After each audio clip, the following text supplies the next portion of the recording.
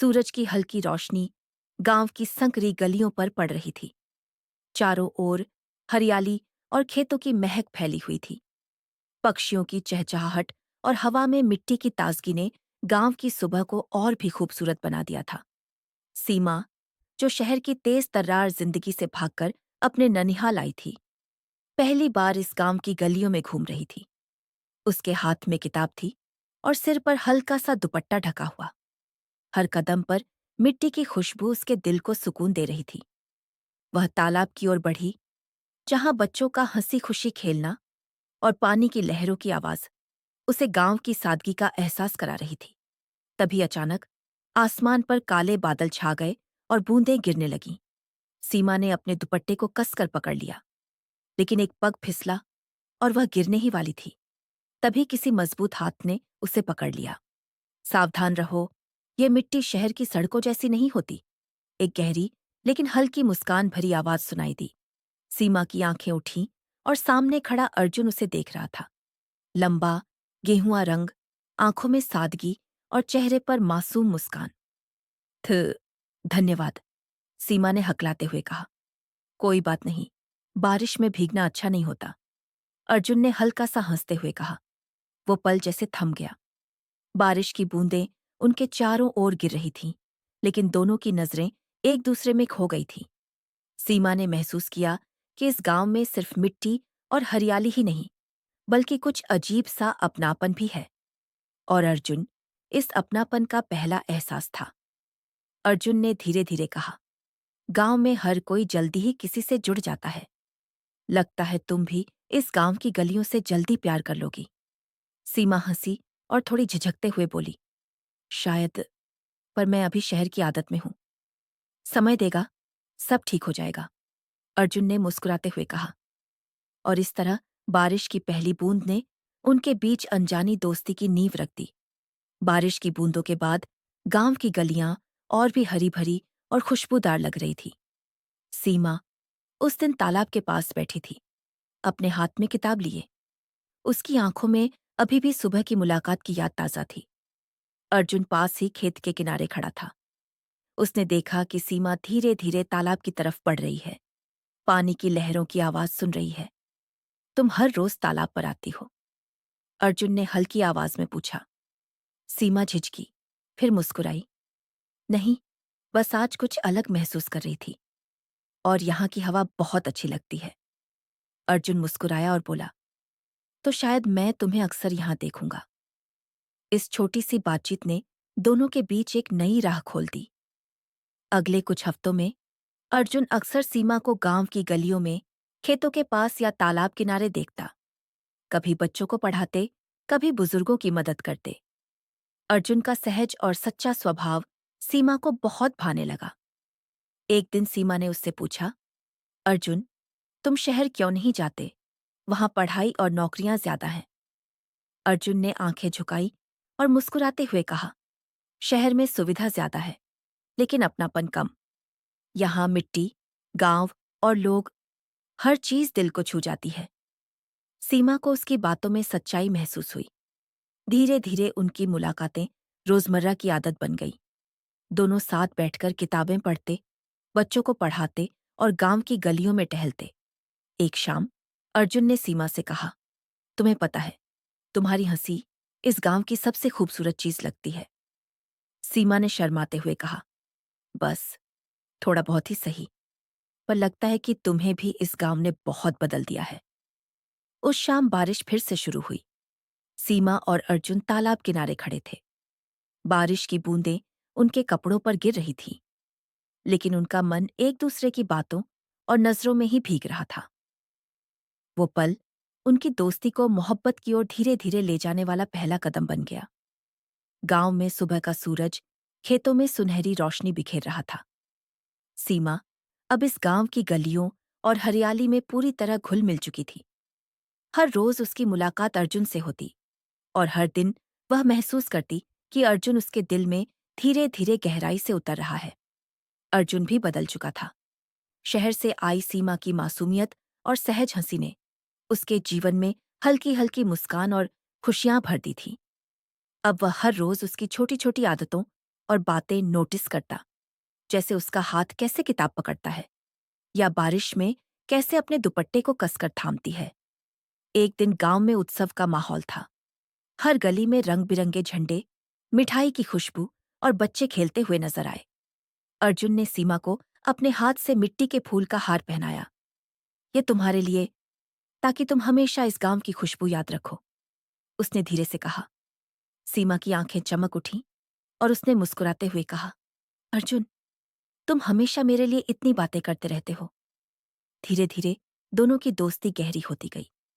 खेतों में काम करते समय, तालाब किनारे बैठते समय या गांव की पगडंडियों पर टहलते समय वे घंटों बातें करते, एक दूसरे के जीवन की छोटी छोटी खुशियां साझा करते।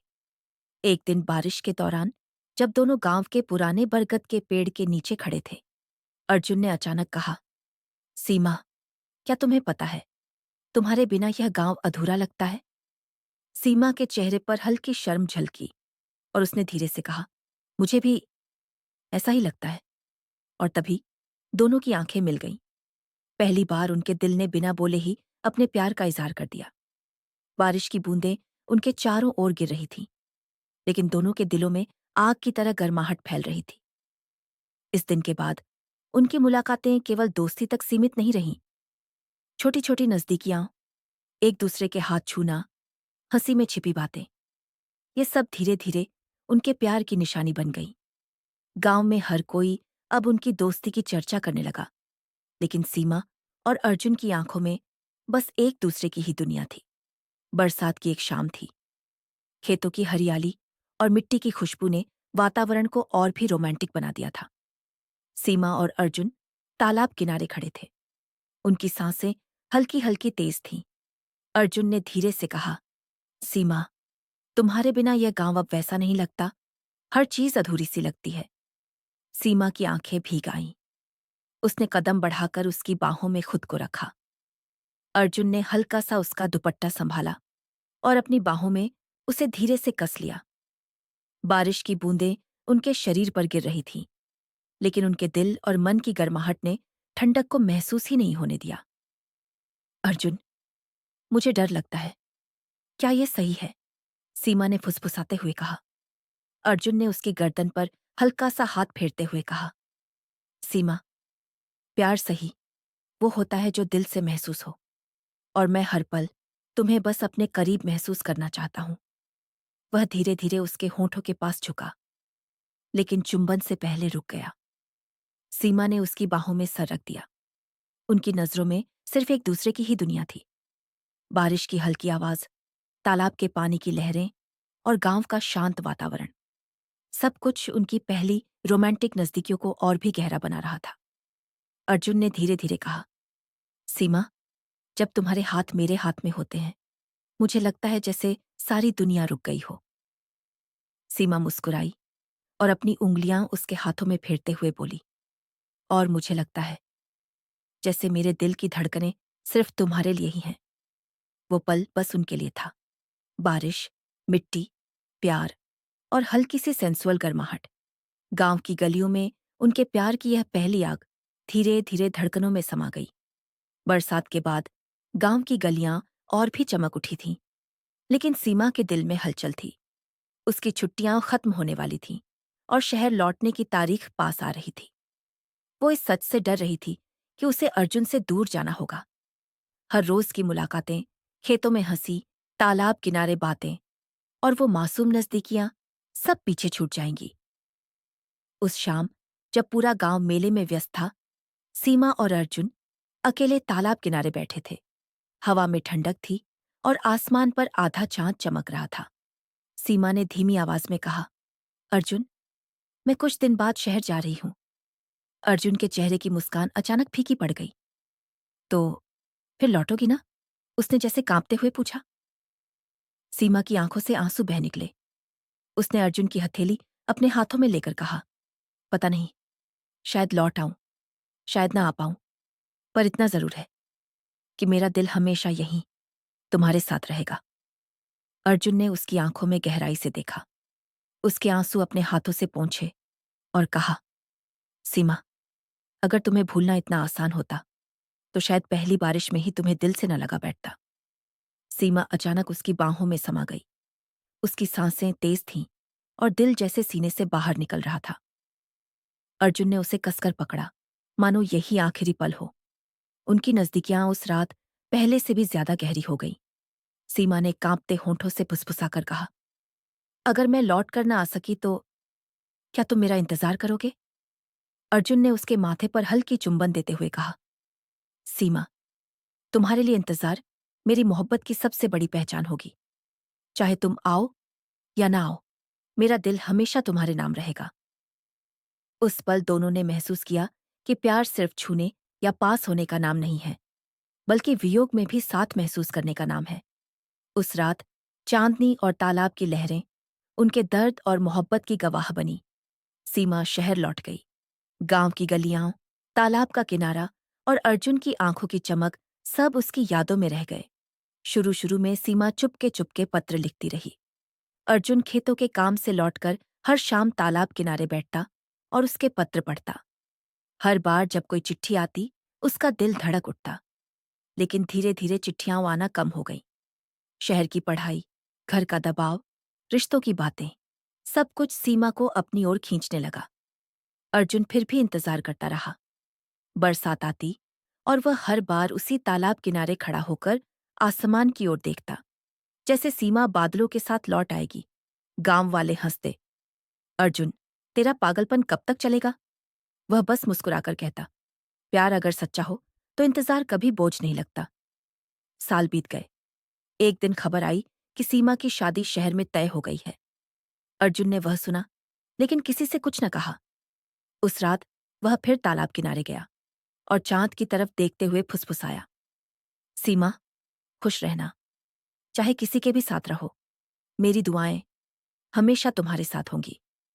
बरसों बाद गांव में लोग कहते हैं कि अर्जुन बूढ़ा हो गया है, लेकिन आज भी हर बरसात की पहली बूंद के साथ तालाब किनारे खड़ा होता है।